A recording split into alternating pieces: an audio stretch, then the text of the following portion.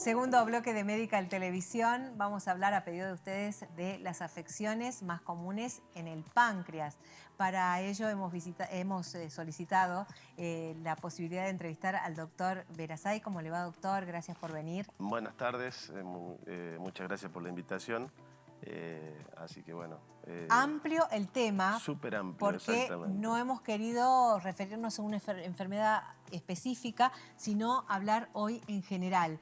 Abrimos nuestro consultorio virtual a través del 11 26 09 0909. Les recordamos a quienes nos están escuchando por radio, por la 91.9, que este es el teléfono de consultas para el doctor Verasay, ahora que vamos a hablar del páncreas. Doctor, nosotros hemos preparado un informe un poco general. Perfecto. Y después avanzamos en la entrevista, señor director. Perfecto.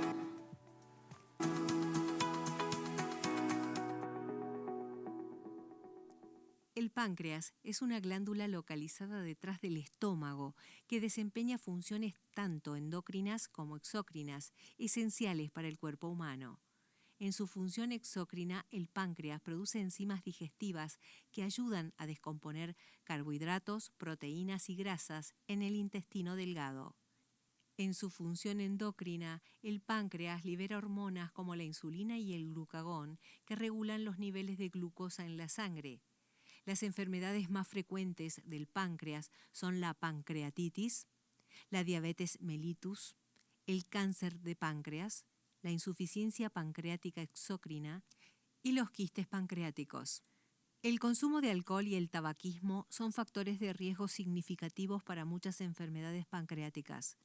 La obesidad y la diabetes son factores de riesgo importantes para el cáncer de páncreas y la pancreatitis. Las intervenciones de estilo de vida como una dieta saludable, ejercicio regular y la reducción del consumo de alcohol y tabaco pueden disminuir el riesgo de desarrollar enfermedades pancreáticas. ¿Querés saber más? Quédate en Medical Televisión. Doctor Guillermo Verasay, ¿cuál es la afección más frecuente en el páncreas? Y la afección más frecuente que vemos casi semanalmente en las consultas son las pancreatitis agudas. En nuestro medio, aprovecho para felicitar a la producción, la verdad que el video muy ilustrativo. Muchas gracias. La verdad que un muy buen resumen, básico y bastante bien ilustrativo, digamos. La pancreatitis aguda que vemos nosotros en nuestro medio, y se ve aquí en la Argentina con mucha frecuencia y mucho acá en Salta, está principalmente relacionado a la litiasis vesicular, o sea, los cálculos en la vesícula. Ajá. La eliminación de esos cálculos o de microcálculos a través de los conductos del hígado, el conducto del hígado comparte con el páncreas la eliminación del mismo conducto del intestino.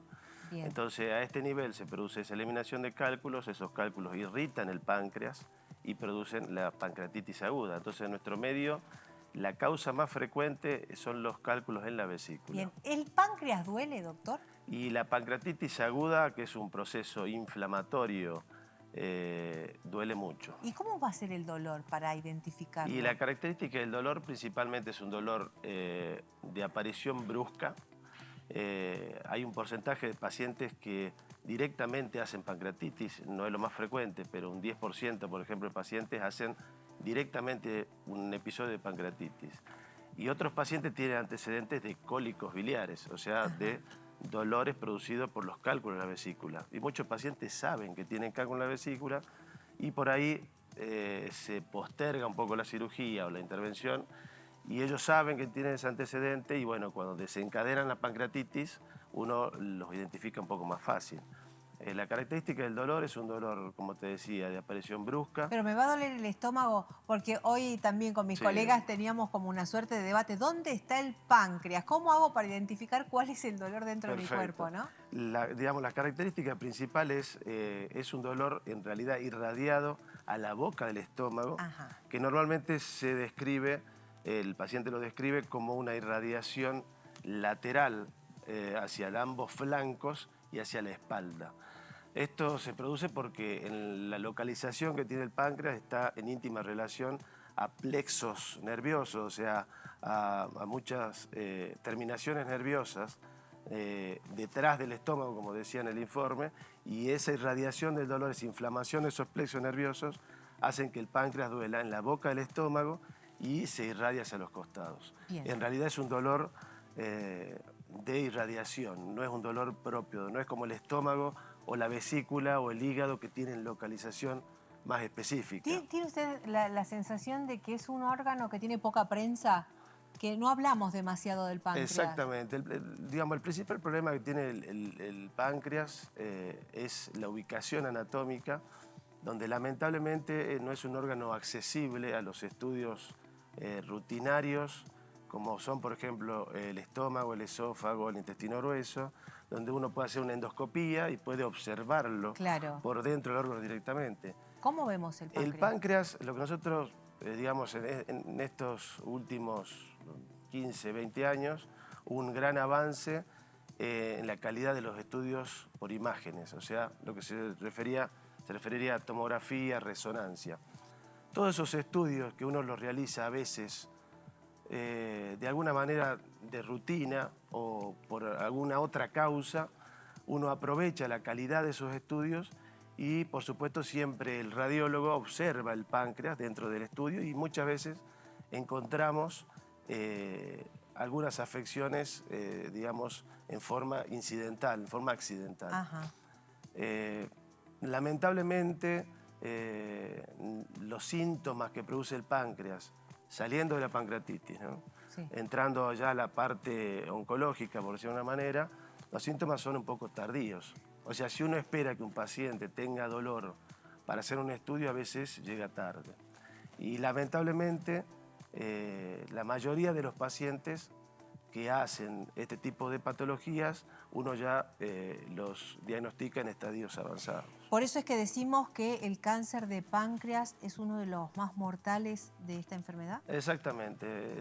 Aproximadamente el 80% de los pacientes que yo veo en la consulta, lamentablemente, llegan tarde y ya no tenemos muchas chances de operarlo o darle un tratamiento con intenciones de curarlo, Claro. digamos. Ahora, doctor, ¿cómo prevenimos un cáncer de páncreas? Y es una pregunta excelente y nos la hacemos dentro de lo que es el ambiente científico y dentro de la especialidad todo el tiempo.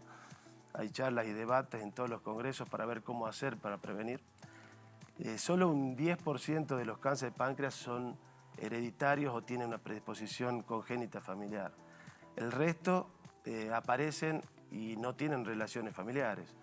Por eso, en realidad, lo que uno intenta decir, como un poco hablaba el informe, es evitar los agentes externos que sí pueden desencadenar el cáncer de páncreas en un paciente que tenga predisposición, como es el alcohol, como es el cigarrillo, el control de diabetes, control de peso, la realización de actividad física. Todo eso hace que disminuyan las posibilidades de que un paciente desarrolle cáncer. Bien. No son absolutamente, digamos, no es porque uno haga eso, sí o sí no va a tener un cáncer de páncreas, eso no lo podemos descartar, pero sí son factores que sí podemos manejar. ¿Una persona entonces con diabetes debería hacerse más controles de páncreas que una persona sana? Y debería hacerse controles frecuentemente, sobre todo en aquellos pacientes con un debut, o sea, quiere decir con una aparición de diabetes reciente. Siempre es necesario no solamente hacer el estudio endocrinológico, sino algún estudio de imagen también. Bien. Eso, en algunos tipos de tumores, la diabetes es una manifestación de la enfermedad. Y principalmente a veces podemos descubrirlo a través de ese diagnóstico. Bien, enseguida vamos a ir con el 11 26 09 09 09. Ya tiene varios pacientes el doctor, pacientes virtuales desde distintos puntos, pero quería consultarle acerca de estos quistes que escuchamos en las noticias últimamente, porque la cantante Lucía Galán hizo referencia a que le aparecieron estando de gira por Estados Unidos y que tuvo que suspender todo. ¿Qué son los quistes pancreáticos? Y los quistes pancreáticos son, hoy en día sabemos que muchos de ellos son enfermedades, lo que nosotros denominamos en medicina preneoplásicas. Quiere decir que son lesiones que uno, si las deja evolucionar en el tiempo sin control, pueden llegar a un cáncer de páncreas. Igual existen una variada cantidad de quistes, no todos los quistes son malignos o van a predisponer a un cáncer. Hay algunos quistes que son realmente benignos, uno los controla, porque lo importante es controlarlos. ¿Y va a presentar síntomas? En algunos pacientes sí, y en la mayoría de los casos son hallazgos. Es lo que te decía recién. Sí. Uno hace un estudio por un dolor abdominal inespecífico o por un dolor abdominal renal o buscando alguna otra patología y los encuentra. O sea, la mayoría de las veces son hallazgos. Lo importante es cuando uno los encuentra, es saber dirigir el paciente a un especialista que sabe cómo controlarlos, de qué manera y en cuánto, digamos, en el intervalo, cada cuánto uno lo tiene que controlar. Bien. Para ver si eso tiene un cambio en el tamaño, en la característica, en las formas, y eso nos ayuda un poco a orientarnos a qué tipo de tumores. Bien. ¿El páncreas se trasplanta? El páncreas se trasplanta. Nosotros, digamos, hay en realidad dos técnicas. Una es el trasplante del órgano propiamente dicho, Sí.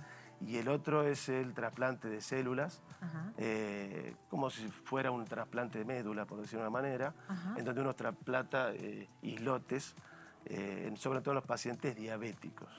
La indicación principal del trasplante... ¿Se regenera así como el hígado? Digamos que se implanta en algunos sitios del organismo abdominal y empiezan a funcionar. Pero es todavía, digamos, el trasplante de páncreas parenquimatoso, o sea, del órgano propiamente dicho, el que más se utiliza. Y bueno... Yo seguiría preguntándole al doctor y no paro, ¿eh? No, está perfecto. No, pero bueno, el principal problema que tenemos en general, yo también trabajo en la parte de procuración y donación de órganos. El principal problema que tenemos básicamente en la Argentina y muchas veces y también en el mundo es la escasez de donantes. Entonces eso hace que cada vez se trasplante menos páncreas. Bien. Pero sí es una indicación y los pacientes, la verdad, tienen muy buenos resultados. Y en este caso es donante cadavérico. Es donante cadavérico, no existe el donante vivo en páncreas. Bien. Vamos a atender las consultas de nuestros televidentes. Aquí Claudia le pregunta, quiere saber si el páncreas está relacionado con las enzimas hepáticas. No, básicamente lo que nosotros tenemos es el aparato hepatobilio-pancreático y, digamos, la aparición de alguna alteración de las enzimas hepáticas, o en realidad del hepatograma, que se dice que es el laboratorio básico, a veces nos puede dar indicio de que hubo una complicación de los cálculos de la vesícula y que pueden de alguna manera desencadenar una pancreatitis aguda. Es como son dos órganos que están en íntima relación anatómica, digamos, porque los dos conductos, tanto el hígado como el páncreas, desembocan conjuntamente en el intestino. Entonces lo que le pasa a uno puede afectar al otro y en realidad forman parte de un complejo de la digestión en la parte, digamos, posterior a lo que es la parte intestinal. Bien. Acá tiene otra consulta, dos consultas me parecen interesantísimas. Dice, si te sacan la vesícula, ¿esto hace que tengas mayor probabilidad de sufrir pancreatitis? No, al contrario. Uno al retirar la vesícula con cálculos, por supuesto, siempre esto hay que... no operamos pacientes, no sacamos la vesícula sin cálculos, siempre con cálculos. Uno ya disminuye la posibilidad de que ese paciente haga una pancreatitis. Así que en realidad uno no solamente trata la patología de la vesícula, sino evita una gran complicación como es la pancreatitis aguda litiásica. Existe, como decía el informe, también la pancreatitis aguda por alcohol, pero no es muy frecuente en nuestro medio. En países anglosajones, en Europa es mucho más frecuente. Acá no es tan frecuente. Y la otra pregunta que hace la misma televidente, dice, siempre se decía, antes se decía que el páncreas no se operaba y ahora es común escuchar la operación del páncreas. Claro, sí, y aparte con el advenimiento de las técnicas mini-invasivas, o sea, así como se opera la vesícula por cirugía laparoscópica, el advenimiento también de la laparoscopía y su aplicación en el páncreas hace que con mayor frecuencia indiquemos cirugías y aparte con la mayor, digamos, como decía al principio, la mayor cantidad de hallazgos que hay por la gran, digamos, calidad de los estudios por imágenes, ha hecho que encontremos más imágenes, que las controlemos, que las veamos sospechosas y ante la duda vamos a resecarlas, digamos. Bien, le voy a pedir que me ayude a leer el siguiente mensaje que está complicado. Sí. Dice, a mí me operaron de cálculo y vesícula. A raíz de eso me pusieron una prótesis en el coleoducto. El colédoco. Eso. Por un año, esto ocurrió hace 3 años y no me baja la enzima hepática, Sí. transaminasa. Sí, transaminasa o Bueno, fosfatasa ayúdeme. alcalina, A probablemente. ver, ¿qué le sea. está pasando a este paciente? No, sí, probablemente sí. Muchas veces quedan restos o quedan cálculos en la vía biliar, en los conductos del hígado. Muchas veces, a veces no se pueden retirar completamente. Es un procedimiento endoscópico. O sea, a través de una endoscopía uno accede a esos conductos, como yo le decía, en forma retrógrada, o sea, del intestino hacia el hígado, y en ese lugar, al no poder retirar todos los cálculos, a veces coloca lo que se llama un stent. Un stent es como un tubo, en este caso habitualmente plástico, que lo que hace es que la bilis pase sin problema del hígado al intestino y el paciente pueda, digamos, tener una vida normal, comer normalmente. Por supuesto, en algún momento a eso hay que ir a solucionarlo. Claro. O sea, se retira ese stent y ver cómo, si se puede de alguna manera eliminar todos los cálculos de los conductos del hígado. Bien. Doctor, para ir cerrando el tema, ¿cómo hacemos prevención? ¿Cómo cuidamos nuestro páncreas? Bien, la mejor manera de cuidar nuestro páncreas es, por supuesto, tener una dieta rica en fibras. Eso es clave, no solamente para el tema de lo que hablábamos, la parte oncológica, sino para en aquellos pacientes que tienen predisposición a diabetes, esta comience más tardíamente. Eso está demostrado que, por supuesto, el tratamiento y el manejo de estos pacientes es más sencillo y tienen menos complicaciones a larga distancia. Evitar, por supuesto, el consumo de alcohol y cigarrillos, eso es clave. Eso es clave, porque está demostrado, sobre todo el cigarrillo, que tiene íntima relación directa con la aparición del cáncer de páncreas. Y por supuesto los chequeos de rutina, básicamente en nuestro medio hay mucha predisposición familiar, sí, a la litiasis vesicular. Y cada vez lo vemos con mucha frecuencia en pacientes más jóvenes. Entonces todos esos chequeos, y ante el mínimo síntoma que pueda tener ese paciente, uno rápidamente tiene que ir a operar esos cálculos, o sea, esa vesícula con cálculos, y de esa manera uno evita el tema de la pancreatitis. Ahora, para estos pacientes que son muy prolijos, ¿no? Porque acá vienen los profesionales de distintas áreas y dicen, bueno, a ver, a partir de los 60 sí o, sí, o a partir de los 50 sí o sí una colonoscopía, a partir de tal edad controlarse esto o lo otro. ¿Podemos pedir un chequeo del páncreas? ¿A partir de qué edad se recomienda? Sí, digamos, normalmente no hay guías mundiales estrictas en relación a eso, pero se considera que un paciente por arriba de los 40, 45 años, que tiene algún tipo de internación, por algún tipo de afección abdominal o demás, uno podría hacer un estudio o una tomografía o una resonancia, cualquiera de las dos. Como para, digamos, hacer de alguna manera un chequeo abdominal, por decirlo de una manera. Igual el estudio que pedimos con mucha frecuencia es la ecografía abdominal. Pero la ecografía abdominal, es importante decirlo, tiene como alguna limitación para ver el páncreas exclusivamente. Porque, como decimos, es un órgano que está por detrás del estómago, entre medio del intestino, y el aire muchas veces hace que la ecografía no sea tan fidedigna en el páncreas. Bien. Usted hace un ratito hacía referencia de que la pancreatitis sería la afección más frecuente en el páncreas. ¿Cuál es el tratamiento y si se cura? Y la pancreatitis aguda es una inflamación del páncreas que el principal tratamiento es dejar al paciente en reposo digestivo, quiere decir, uno lo debe internar, se debe hidratar muy bien al paciente porque la pancreatitis produce en algunos pacientes mucha eliminación de líquido al abdomen y a otros lugares, entonces uno debe restituir todo ese líquido con hidratación, dejarlo, por decir así, sin comer unos días hasta que el páncreas retorna de vuelta a su estadio habitual. Y después, el segundo, lo más importante, sí tiene por supuesto tratamiento, pero uno debe tratar la causa. Si en el interior uno descubre que la causa son los cálculos de la vesícula, si ese paciente dentro de la misma internación tiene una pancreatitis, como decimos, leve, Lo mejor indicado es operarlo inclusive dentro de la misma internación. ¿Para qué? Para que el paciente no vuelva a repetir la pancreatitis, porque muchas veces esa recaída es mucho más grave que el primer episodio. Bien, bien, bien. Acá tenemos un televidente que le está preguntando al doctor, dice que tiene dolores en el abdomen del lado derecho. Hoy le hicieron una eco, le salió la vesícula, está bien, pero salió que tiene líquido en el abdomen, por eso no se ve el páncreas y el dolor que tiene todavía continúa.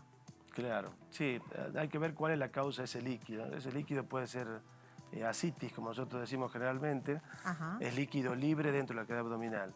Hay que ver la causa de esa, hay múltiples enfermedades que pueden producirlo y, digamos, por supuesto, habría que ampliar un poquito más el estudio con una tomografía o con una resonancia.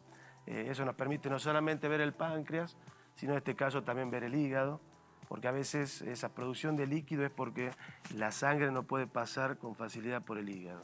Eso se llama hipertensión portal y a veces produce esa ascitis. Bien. Entonces, digamos, todo está como relacionado y casi en la misma zona. Acá otro televidente le pregunta, doctor, si uno toma mucha agua diariamente, ¿ayuda a mantener sanos el páncreas? Por supuesto. Tomar ¿Sí? agua, no solamente el páncreas, ¿Sí? sino los riñones, que es algo que en nuestro medio cada vez vemos con más frecuencia el tema de la insuficiencia renal y muy en relación a los pacientes diabéticos. Por eso tomar, como se dice, 8 vasos de agua por día. 8. 8 vasos de agua por día. Digamos, se lo dice generalmente en vasos como para hacerlo como más sencillo. Claro. Uno dice 2 litros, 3 litros, por ahí es más fácil contabilizar 4 vasos a la mañana, 4 vasos entre la tarde y noche, y bueno, se hace un poco más sencillo. Ese es un poco el consejo que se da en general y por supuesto sirve también para el páncreas. La buena hidratación sirve para todo el organismo, para todos los órganos. Nos hemos quedado sin tiempo, doctor. Queda abierta la puerta y la invitación para que avancemos en estos temas que le interesan a nuestra comunidad. Muchas gracias por haber venido. Por favor, ha sido un gusto y bueno, un saludo a toda la audiencia, a vos. Muchas gracias. Señor director, este programa fue auspiciado por...